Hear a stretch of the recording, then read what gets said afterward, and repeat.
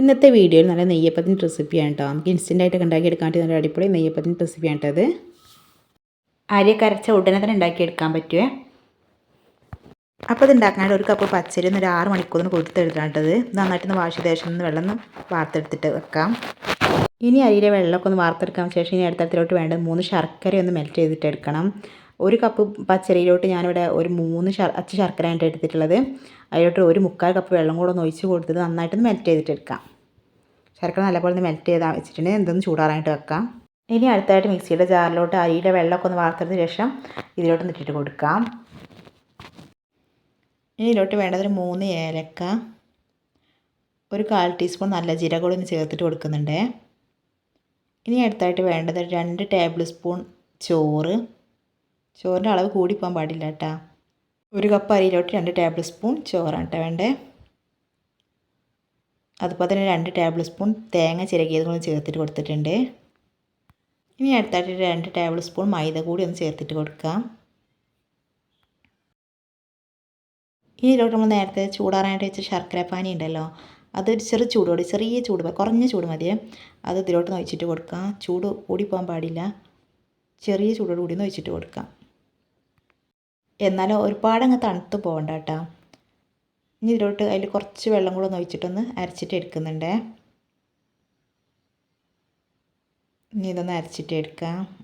നല്ല പേസ്റ്റ് പോലെ അരച്ചെടുക്കണ്ട കേട്ടോ. നമ്മൾ ഒരു കുറച്ചൊക്കെ തരിയുള്ള രൂപത്തിൽ അരച്ചെടുക്കണം. റവയുടെ തരിയില്ലേ, അതുപോലെ ആ രീതിയിലെ തരിയുള്ള രൂപത്തിലൊന്ന് അരച്ചിട്ട് എടുക്കാം.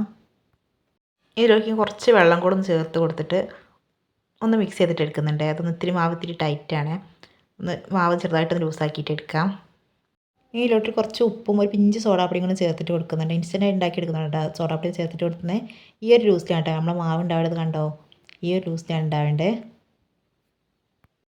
ഈ സമയത്ത് ഇതിലോട്ട് നമുക്ക് വേണമെങ്കിൽ തേങ്ങാക്കൊത്ത് വറുത്തിട്ടുണ്ടല്ലോ അതും കൂടി ചേർത്തിട്ട് കൊടുക്കാവുന്നതാണ്. ഇനി അടുത്തായി ചുട്ടെടുക്കാനുള്ള ചട്ടിയിലോട്ട് കുറച്ച് എണ്ണ ഒന്ന് ഒഴിച്ച് കൊടുത്തിട്ടുണ്ട്. ഇനി എണ്ണ നന്നായിട്ടും ചൂടായിട്ട് വരട്ടെ. ഇനി എണ്ണ ഒന്ന് ചൂടായിട്ട് വന്നതിന് ശേഷം ഇതിലോട്ട് ഒരു താവി മാവൊന്ന് ഒഴിച്ചിട്ട് കൊടുക്കാം.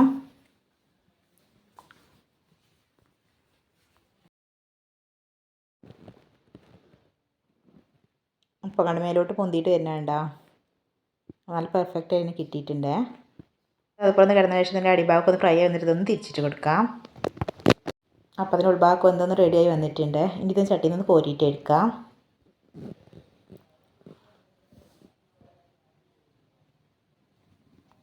നമ്മൾ അപ്പം ചുട്ടെടുക്കുമ്പോൾ ശ്രദ്ധിക്കേണ്ടതെന്ന് വെച്ചാൽ നമ്മൾ തീ ഉണ്ടല്ലോ ഒരു ഹൈ ഫ്ലെയിമിൽ ഇട്ടേക്കാൻ പാടില്ല, പറ്റ ലോ ഫ്ലെയിമിലാകാൻ പാടില്ല കേട്ടോ. ലോ ഫ്ലെയിമിലായി ഒരുപാട് എണ്ണ പിടിക്കാൻ സാധ്യതയുണ്ട്.